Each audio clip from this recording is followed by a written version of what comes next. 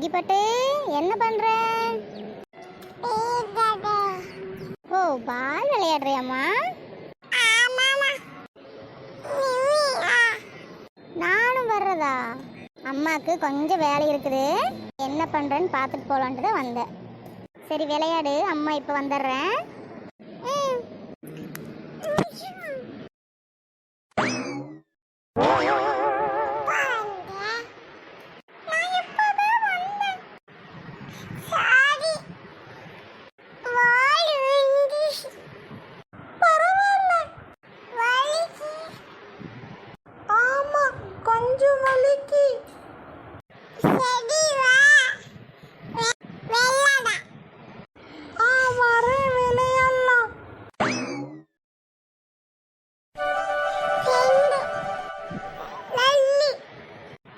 லல்லிமா, நீ எப்ப வந்த?